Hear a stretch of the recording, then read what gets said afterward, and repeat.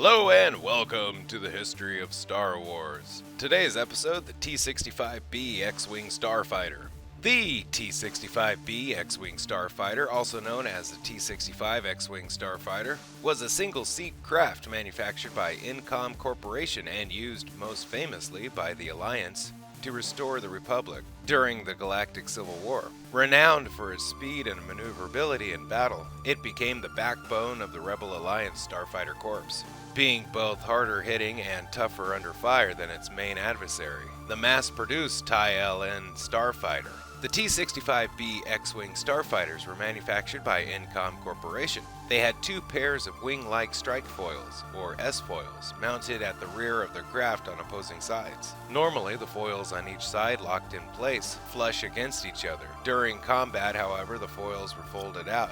This gave the craft its distinctive X-like appearance when viewed from front or rear. The S-foils were controlled by an S-servo foil actuator located in the back of the Starfighter. With the S-foils open in attack position, the craft had greater speed of fire, as opposed to while shut. The craft was armed with 4 Tam and Bach KX-9 laser cannons, placed at the tip of each wing. 2 Krupp's MG-7 proton torpedo launchers were located in grooves near the middle of the underside of the fuselage on either side of the T-65B. 4 L4 Fusible thrust engines were attached to the wings of the T-65B next to the fuselage. The X-Wing itself was powered by a Novalex 04Z cryogenic power generator located in the center of its ship. The single pilot sat in the cockpit in the center of the fuselage, protected by a transparent steel canopy. The astromech droid had a socket near the engines and assisted with both repairs and calculations. In the cockpit, the pilot had access to flight controls and targeting computer. The T-65 sensor system were located inside the X-Wing's nose cone. The sensor system, a Carbanti transceiver package, was made up of a Fabritech ANS-5D lock trait full-spectrum transceiver, a multi-imager dedicated energy receptor. These highly maneuverable fighters measured 12.5 meters in length with a mass of 10 metric tons. Under the X-Wing was a cargo compartment. They were equipped with long-range hyperdrive systems and shields which could be adjusted around the craft. Painted stripes on the rear of the S-foils identified each craft. The X-Wing's flight controls were similar to that of a T-16 Skyhopper, an air speeder also produced by Incom Corporation. The T-65B X-Wing Starfighter was envisioned by its designers as a fighter with both the speed and power to take on Imperial Star Destroyers, ultimately delivering on both promises.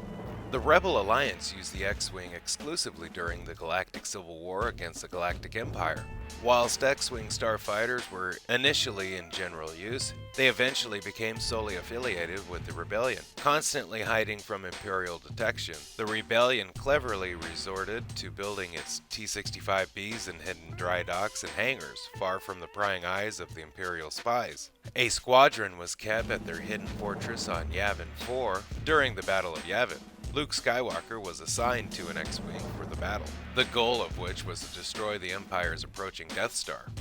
Although many of the X-Wing pilots were killed, Skywalker was able to launch his proton torpedoes into the battle station's exhaust port, causing a chain reaction and destroying it. Wedge Antilles was the only other X-Wing pilot who survived. Aside from the Rebel Alliance, the Partisans, a loosely affiliated group led by Saw Gerrera, utilized the X-Wings as well, although they were given extensive paint jobs matching their organization, with several of them being used by Cavern Angels as well as Edro. The Rebels also brought X-Wings to their new headquarters, Echo Base on Hoth. They were launched during the Empire's invasion of the base to protect the escaping transports. Then rookie pilot Andon Fox was the sole X-Wing pilot assigned to protect his wife's transport, but it did not make it past the Imperial blockade. In the years following the destruction of the Galactic Empire, newer X-Wing models, such as the T-70 X-Wing Starfighter, would eventually fall into the hands of the Resistance, and the T-85 X-Wing would see new use in the New Republic Defense Fleet. Thank you for watching the history of Star Wars. Special thanks to Wikipedia for all information you heard today. Don't forget to like, share, and subscribe if you can. If you have, thank you. And bye-bye.